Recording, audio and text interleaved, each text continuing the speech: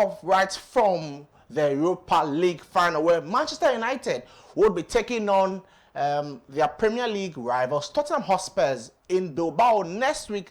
Exactly by this time, the match will kick off in Bilbao. And it's a big game for Tottenham Hotspurs and for Manchester United because both teams have had a very difficult season. United currently 16th on the Premier League table and header for such a club. One of their worst performances in the Premier League history for the club.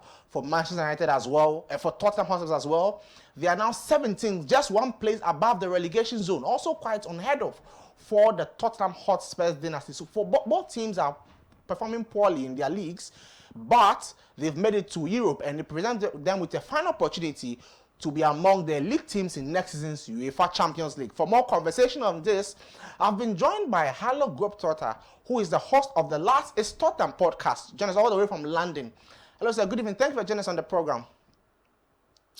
Thank you for having me on. It's really good to be here. Well, it's good to speak to you after a few years off away from the Ghanaian sporting scene. Well, let's start from your point as a fan. At the beginning of the season, your manager, Ange Postecoglou, said, and I quote, "In my second season, I always win a trophy." Well, at that time, it sounded quite ridiculous, owing to how Tottenham's domestic form was. What was your reaction when Ange Postecoglou said that? And looking back now, do you think he got the backing from the fans throughout the season?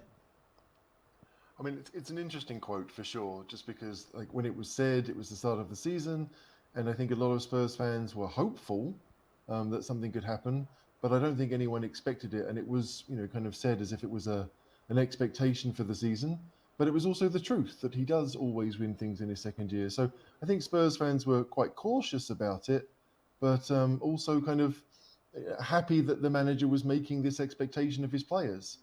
As for the fans during the season, I think Ange, by and large, has had a lot of support. There are a few that obviously quite a significant minority that have been Ange out for quite a while. But I think generally speaking, a lot of Spurs fans, they really wanted to see this work, and they've given him a lot of backing that maybe other managers wouldn't have had, because we like to see attacking football, and we know that Ange definitely tries to play that. But it has been a difficult season for sure. Well, HG, has it really sunk in among the fans on the prospect of winning a trophy, not less the Europa League trophy, for the first time since 2008 when you last won a trophy? I think the prospect has definitely sunk in. I mean, we're all a bit surprised because these finals don't come around too often for Spurs. We were in a League Cup final 4 years ago, and obviously the Champions League final a couple of years before that. But with the season being the way it has been, for us to make the final, I think a lot of Spurs fans are somewhat surprised. But we're definitely happy at the prospect, and we think we can do it. Let's look at your rivals, Arsenal, who are on the other side of North London. They are set to end the season trophyless. Is that an extra motivation for the whole Tottenham Hotspur club heading to the final next week? I mean, look, I don't think the players care one way or the other. Like, I'm sure that the fans are obviously. I mean, I'm happy that they didn't win anything. It's always fun to watch them squirm when they realise that their dreams have faded and died. But for Spurs, the players won't care. Some of them might even be friends with the Arsenal players. But certainly for the fans, it means something that Arsenal didn't win, and maybe we can. But the motivation for the team, no chance. Well, the last time Tottenham Hotspurs won a European trophy was in the 1983-84 season, a couple of decades ago. Now, do you believe in these players to help you break the trophy drought? For sure. I mean, like Spurs have had some very bad results this season, but we've also had some very good ones. We've certainly beaten Manchester City away by 4-0. That was a really good result. So it's possible. And as you discussed earlier, Manchester United are also having a bad season. So we know that it's possible. We've beaten Manchester United 3 times already this season, and I don't see why we can't make it 4. Obviously, it's a different game, and you never know. And like Amorim has come in and maybe changed things a little bit for Manchester United, but their results aren't any better than ours. So I definitely think our players can do it, and actually I think they will.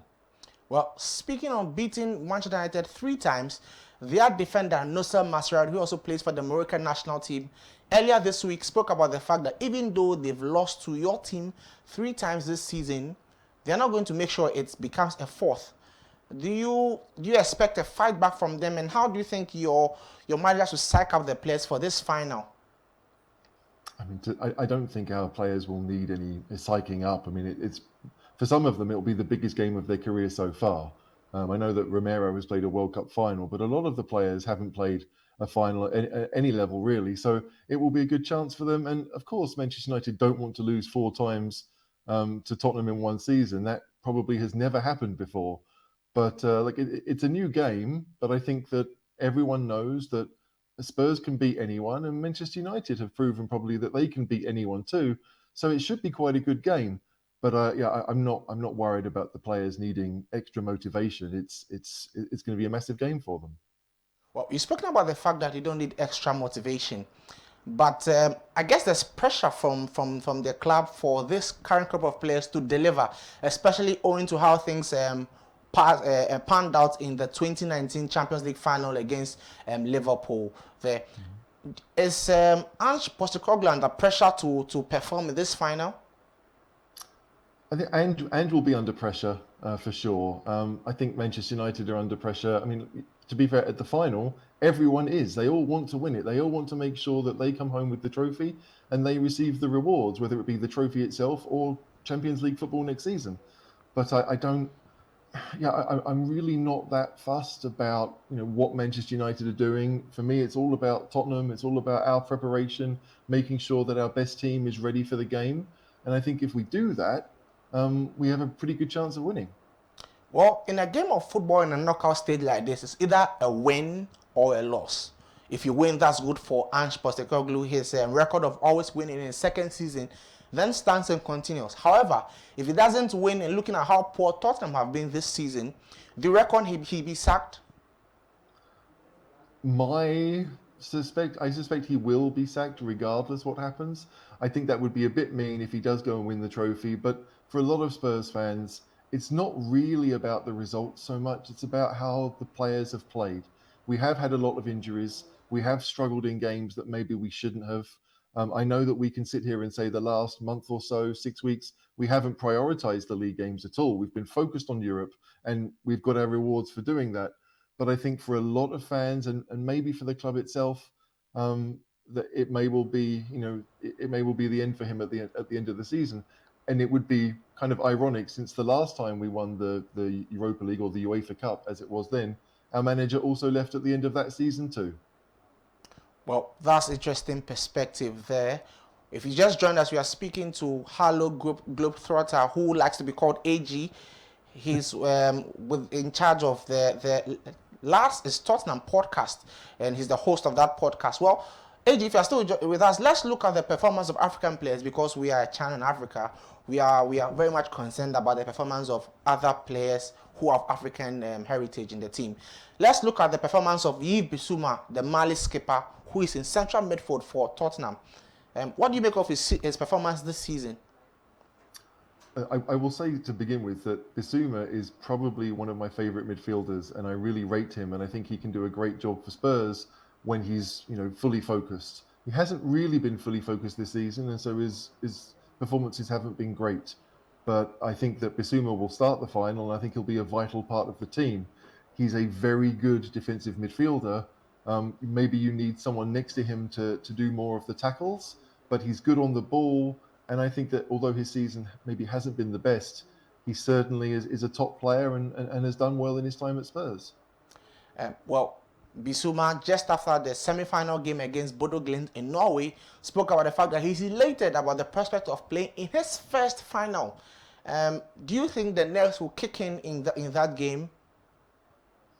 I think when you get to this level of football, they're more excited to play it. They want to get the game started. They're probably bored of doing interviews before the game and talking about the game. They just want to play it. And so I don't think Bissouma will be nervous. He seems like a very confident guy, and I think he'll probably just take it in his stride. If anything, knowing Bissouma's history a little bit, it's the overconfidence we probably need to worry about because he has tended to lose the ball in silly situations and not really thought about the game as it's going.